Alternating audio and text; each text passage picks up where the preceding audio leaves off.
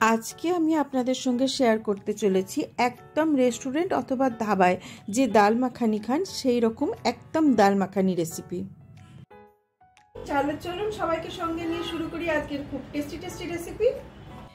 দেখুন, এই ডাল মাখানি বানানোর জন্য যে মেইন দুটো ইনগ্রেডিয়েন্টস সেটা হচ্ছে এই উড়দ ডাল আমি নিয়েছি 1 কাপ, আর ওই কাপেরই যে কাপেরই মাপ নেবেন সেই কাপেরই সেম মাপের 1/4 কাপ নেবেন রাজমা। এই দুটোই হচ্ছে মেন ইনগ্রিডিয়েন্টস। এছাড়া আর যেগুলো যাবে সেগুলো আমি যখন বানাবো তখন আমি দেখিয়ে দেবো। এটাকে আমি ওভারনাইট ভিজিয়ে রেখেছিলাম। দেখুন, এটা পুরো সুন্দরভাবে ভিজে গেছে। এবারে এটা আমি প্রেসার কুকারে সেদ্ধ করব। তার মধ্যে কিছু জিনিস দেবো, আমি দেখাচ্ছি। দেখুন, আমি এখানে কুকার চাপিয়ে দিয়েছি, আর এখানে ডাল আর রাজমা দিয়েও দিয়েছি। আর এই জলটা যেটা দিয়েছি না, অতটাই দেবেন যাতে এটা খুব ভালোভাবে সেদ্ধ হয়ে যায় এবং গ্রেভির জন্য কিছুটা যেন জল থাকে। প্রথমে তো দেবো এই 1/2 চামচ মতন কাশ্মীরি রেড চিলি পাউডার, এরপরে দিচ্ছি 1/4 টিস্পুন মতন হলুদ পাউডার বা হলুদ গুঁড়ো, আর এই যে স্বাদ মতো নুন দিয়ে দিলাম। জাস্ট একবার এটাকে পুরো ব্যাপারটা মিশিয়ে দিচ্ছি।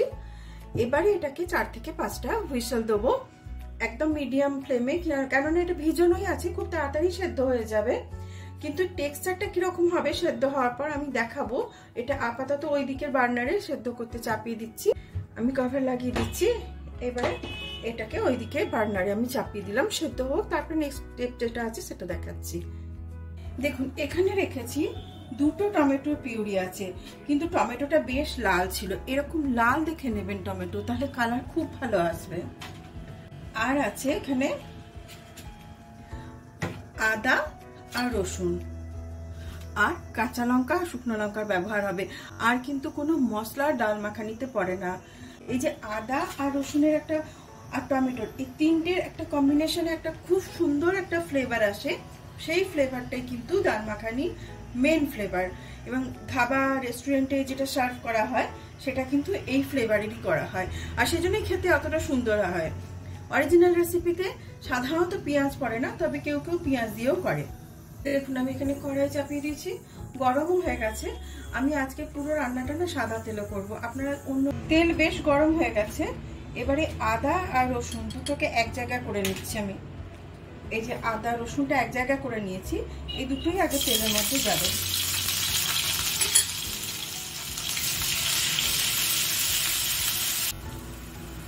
দেখুন, রসুনের থেকে আর আদা থেকে কাঁচা ভাবটা চলে গেছে, এই যে একটা হালকা সুন্দর মিষ্টি গন্ধ বেরোচ্ছে। এরকম অবস্থাতেই এতে এই টমেটো পিউরি যেটা রেখেছি সেটা ফেলে দিচ্ছি।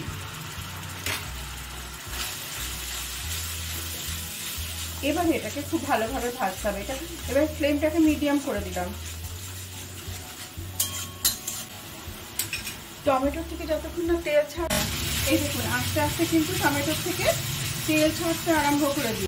1 মিনিট হয়ে গেছে আমি এটাকে কুক করছি, একদমই কাঁচা ভাব নেই। এইবারে এইরকম অবস্থাতেই আমি এতে কাশ্মীরি লাল মির্চ যেটা হয়, এটাতে কালার হবে কিন্তু এটাতে কোনো রকম কোনো ঝাল হয় না, এটা দিচ্ছি, অথবা দেগি মির্চ যেটা অ্যাভেলেবেল হবে সেটা দেবেন। আর দিচ্ছি এইটুকুনি, এই এতটা দিলেই হবে। কাসুরি মেথি একটু ঘষে দিয়ে দেবেন। আহা হা, কি সুন্দর গন্ধ বেরোচ্ছে। এতে কিন্তু আমি বারবারই বলছি কথাটা, এতে কিন্তু কোনো মশলা পড়ে না। মশলা দিতে পারেন কিন্তু স্বাদ ভালো হবে না, রেস্টুরেন্ট স্টাইলের যে খান আপনারা সেটা হবে না, কেননা এর যে অরিজিনাল যে একটা আদা আর রসুন আর টমেটোর ফ্লেভার সেটা কিন্তু আসবে না। নাহলে এটাকে খুব ভালো করে আগে ম্যাশ করতে হবে। কালারটা দেখেছেন কি দারুণ এসছে। এবার আমি এটাকে ম্যাশ করব, একদম রাজমা ডাল সবকিছু যেন একদম সুন্দরভাবে গলে যায়। মানে যখন প্লেটে দেবেন তখন একটা স্মুথের মতন এটা পড়বে, মানে সবকিছু দানা দানা থাকবে না, টেক্সচারটা একদম স্মুথ আসবে। যদি রাইস অথবা জিরা রাইস এই ধরনের জিনিসের সঙ্গে খেতে চান তাহলে একটুখানি পাতলা রাখবেন, আর যদি রুটি অথবা নান অথবা পুরি এই ধরনের জিনিসের সঙ্গে খেতে চান তাহলে একটুখানি গাঢ় রাখবেন। আমাদের ফ্যামিলিতে সবাই না রুটির সঙ্গে প্রেফার করে বেশি। সেজন্য আমি এটাকে না একদম খুব পাতলা রাখবো না, একদম মিশে যাবে। আর ওইদিকে একটু গরম জল করতে দিয়েছি, এটাতে যা জল দেবো গরম জল দেবো।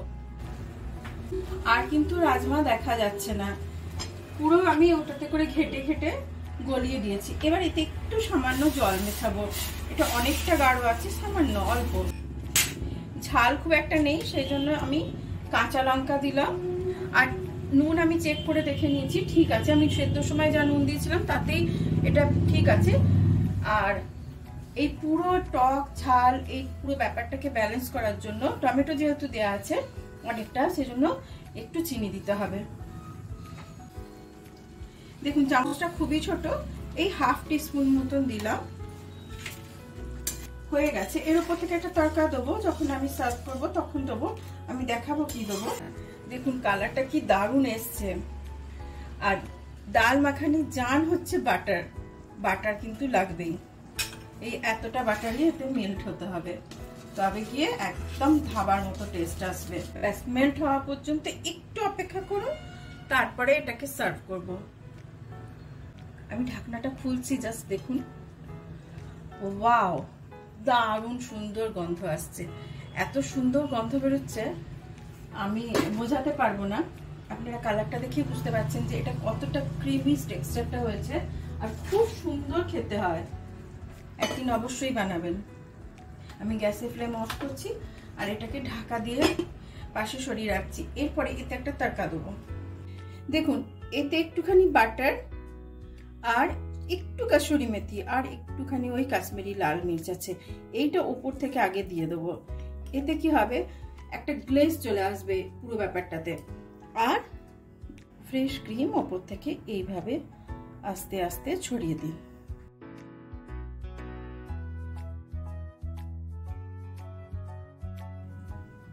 দারুণ সুন্দর খেতে হয়। একদিন আমার মতন ভাবে এই ডাল মাখানি বানিয়ে বাড়িতে সবাইকে খাওয়ান। দেখুন কতটা ক্রিমি টেক্সচারটা, এইরকমই হবে। আপনারাও বাড়িতে বানালে একদম এইরকমই আসবে, আর মনে হবে পুরো একদম রেস্টুরেন্টে বসে খাচ্ছেন। দেখুন রুটি এরকম মূলো আর কাঁচা পেঁয়াজ কাঁচা লঙ্কা যেরকম ধাবায় সার্ভ করে, আর এই ডাল মাখানি দুর্দান্ত খেতে লাগে। একদিন প্লিজ বাড়িতে বানান আর আমাকে অবশ্যই কমেন্ট বক্সে জানান যে কিরকম হয়েছে। জাস্ট অল্প দুই একটা এভাবে ধনেপাতা ছিটিয়ে দিন, কেউ বুঝতেই পারবে না আপনি এটা ধাবা থেকে এনে অথবা নামি দামি যে হোটেলগুলো হয় রেস্টুরেন্টগুলো হয় সেখান থেকে এনে খাওয়াচ্ছেন কিনা। দুর্দান্ত খেতে লাগে। আর এই রেসিপি যদি পছন্দ হয়ে থাকে তাহলে প্লিজ একটা লাইক শেয়ার আর সাবস্ক্রাইব করবেন। আর যে সমস্ত দর্শক বন্ধু এই রেসিপি ফেসবুক পেজ থেকে দেখছেন তারা প্লিজ ফলো করবেন, সঙ্গে থাকবেন, আর বেল আইকনটা প্লিজ ক্লিক করবেন, তাহলে আমি কোনো নতুন রেসিপি দিলে সঙ্গে সঙ্গে আপনাদের কাছে নোটিফিকেশন পৌঁছে যাবে। অনেক অনেক ধন্যবাদ, সুস্থ থাকবেন, ভালো থাকবেন।